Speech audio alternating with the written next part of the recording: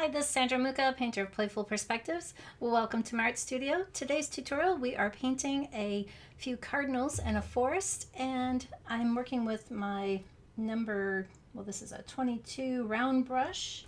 And for smaller details, I have a number 2, or even if you want to go smaller. Comes time for handling the beaks on these birds. I'm using an 8.5 by 11 sheet of paper. I have my strip of paper at the ready for testing out my marks before I go to the paper, and this works out to be a great little bookmark in the end, so see where your ideas take you with one of those. But for now, let's go ahead and practice using our wet and wet techniques today and a lot of dry brush. So to give you a little preview of what we're working on today, we're working with a limited palette of our burnt umber and ultramarine blue, a little phthalo blue actually, and I've got my alizarin crimson, okay, and a few touches of our yellowish green, like a sap green will work for you. All right, let's get started. So with working on this forest, I really liked how our trees are anchoring our image and everything else kind of fades to the distance. So let's go ahead and we can mix up some of our tree colors. So we're working with our burnt umber, and we have some of this burnt sienna, works great. I can activate these colors also with my spray bottle. Have those at the ready. Okay, and I'm going to begin with my burnt sienna, putting that nice and rich on the page. Bring in with a little bit of my burnt umber more towards the bottom, my darker. It's real loose. I have a darker shadow more towards the right. And I can then come in while this is wet with a little bit of my phthalo blue, just a few marks and off to the right, just helping to ground that tree out. And I love how these things are blurring as far as hinting at our texture of our bark. Just a few dots. That's all we need. And we can try doing that same effect to this wider tree on our right. So again, that was working with a nice brush full of burnt umber, taking that all the way to the top. Reload my brush with water and my burnt umber. Again, keeping things more dark towards the bottom and the right. Just real loose, kind of dotting that in.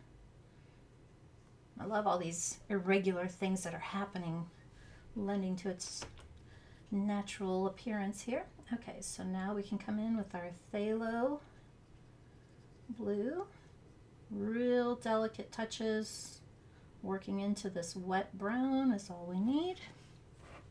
Okay, give my brush a rinse. I always have 2 containers of water, one for rinsing and then another clean container for adding fresh water to my colors as needed. Okay, drying my brush, give a good rinse. And now we can start working on our branch that's going across the middle of our page. And I'm going to continue with this burnt sienna combination. And just continue on. The bird's feathers are going to be behind the tree. But we can, again, use this wet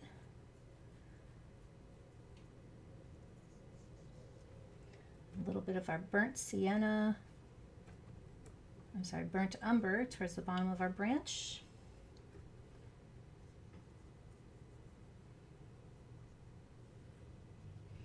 I'm giving my brush a rinse and then blotting it dry, and now I can lighten a little bit of this towards the end of the branch, just catching some of those richer areas and allowing it to blend a little bit.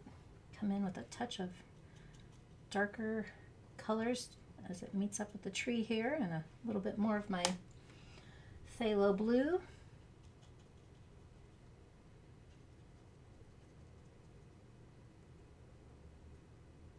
tiny touches towards the very end. Okay.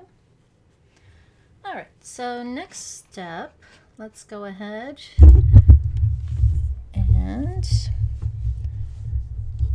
you probably hear me better now. I'm going to add my branches, or my branches that are in the distance coming off of the same tree, and I'm going to work more with a lighter burnt sienna with just a little touch combination of my blue and brown. So that's my phthalo blue and my burnt umber. Gives me a nice dark color.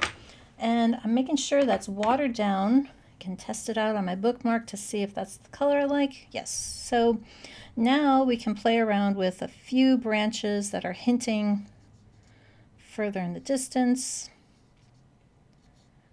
While your brush is loaded more, you can work on the heavier portion of the brush, and then as your brush has less color, we can then work with our more delicate branches further in the distance. And this color is also great for starting to emphasize our trees in the background, like so. Just making all this gradated just to help make those trees pop in the foreground.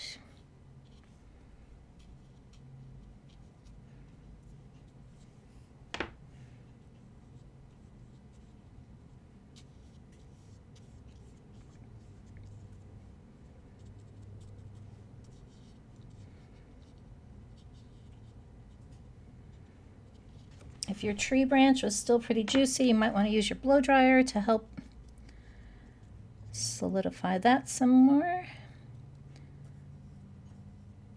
Otherwise, we can keep going and adding our trees to the background here a little darker as it gets towards the forest floor. You can come in with some of this gray as well, real loose, pulling it up from the ground. They're a lot heavier towards the bottom, so I'm pressing harder, and then I kind of lift and make that much lighter. That's okay. I can work with those colors that are starting to enter into my forest floor here. Make sure my cardinal isn't lost. I can just blot that. All right, and I can just touch up a little bit of this. Continue with my trees in the background.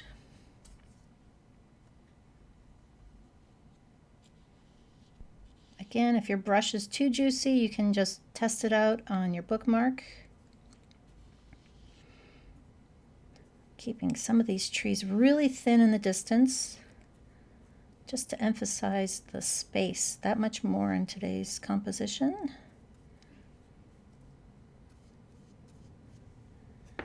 And take that all the way down.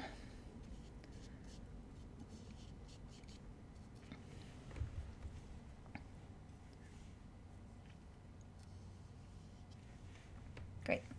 Now we can finish off our forest floor with a little bit of our sap green and a touch of our burnt sienna. And if that's looking too warm, you can add a little bit of your ochre and a burnt sienna combination. Okay. And I'm going to continue with some of my grass, a few dots on the ground. I can come in and add a little bit of water, and then take my brush, dry it, and blend those edges like so. Try that again on our other tree here. I can come in. I love this variety that we're seeing.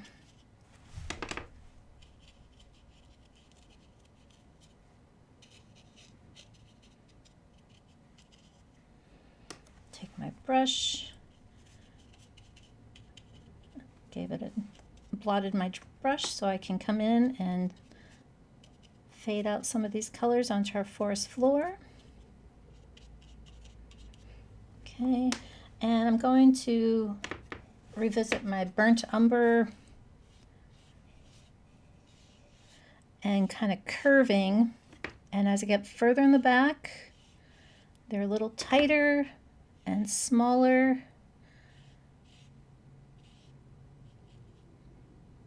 Okay. We can finish up those edges a little bit with some more grass. Let that get a little smaller.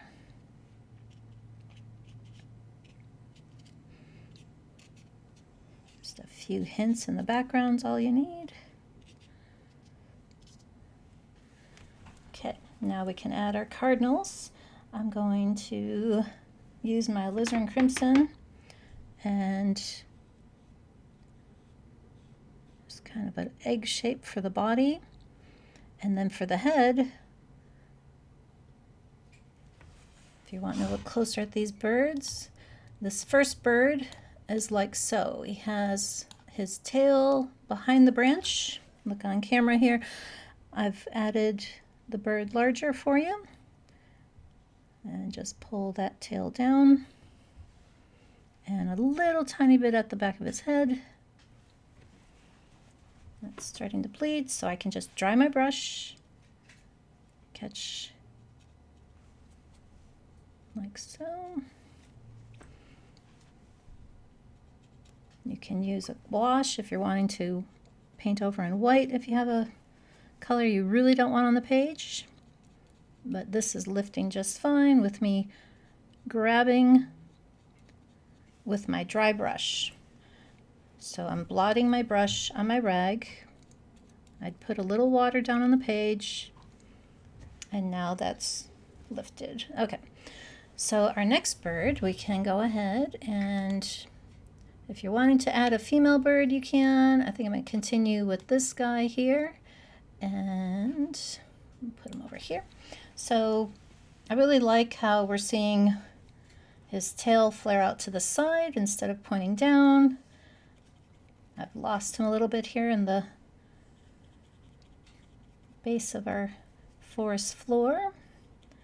So I dotted him with a little bit of water, to bring back the white. And now I'm blotting with my brush to help lift the color. Okay, so now we can come in with our red, and to be safe, we can use our blow dryer.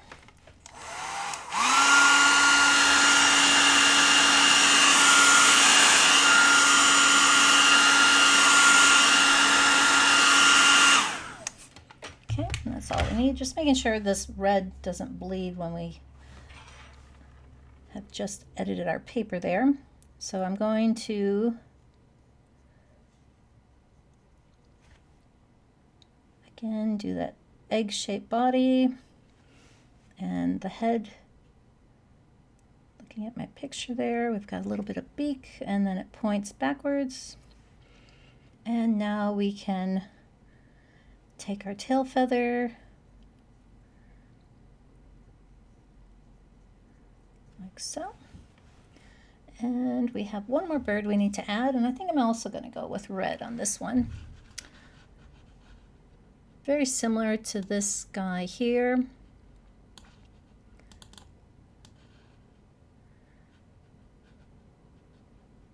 I can put this and leave that over there for you. Okay, get organized. Okay, so we've got this last bird on our top branch, and I'm just using my alizarin crimson. A touch more water is what we need. Test it on your bookmark.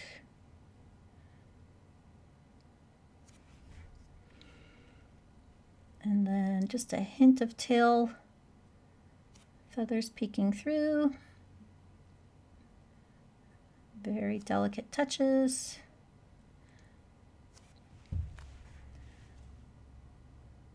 And once those dry, we can add our other black accents. This one's dry. Nope.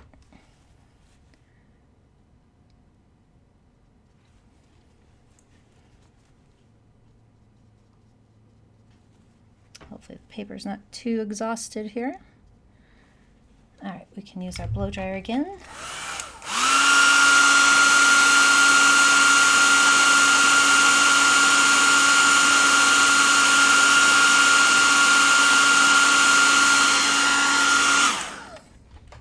I can use a touch of my white.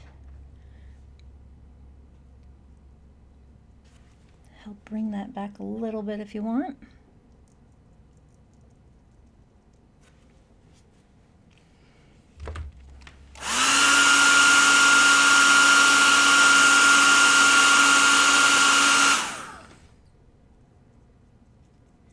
Might need 2 coats like you're seeing here.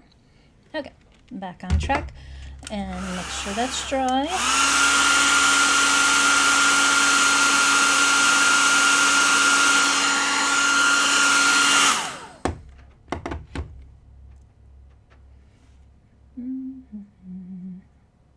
All right.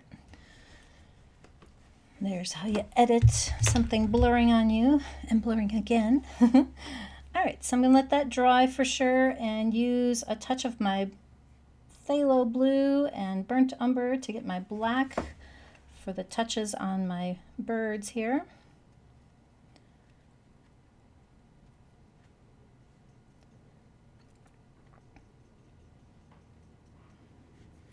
And that's looking pretty good. And so it's really behind the beak. You can switch to an even smaller brush.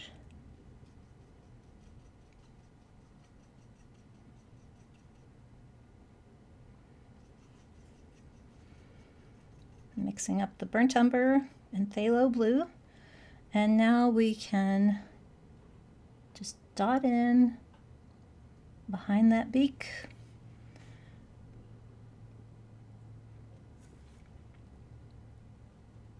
below part of his eye. Could use a little bit more red on his beak here. Now that I'm in my smaller brush, I can help finesse any of these little touches better. Working the edge of my bird, and I'm going to give this one here one last try.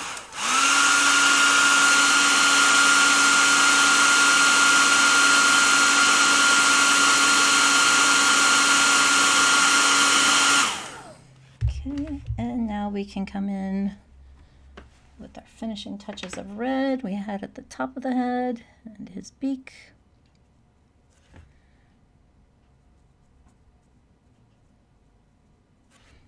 Come in with the black.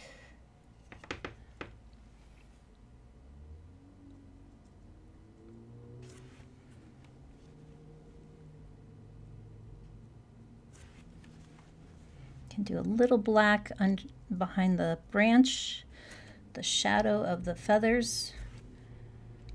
And then this guy has it more towards the end underneath, just to help ground him out a little bit.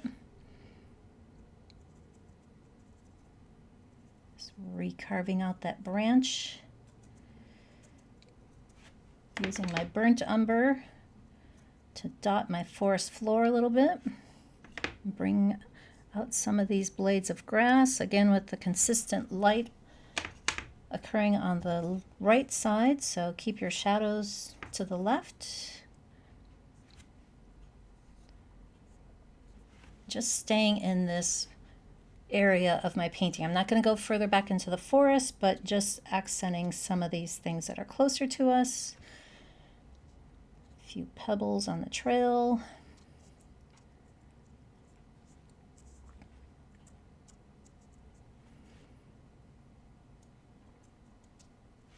All right, there we have our cardinals in a forest. To see more of my playful perspectives, head on over to sandramucha.com. Happy creating!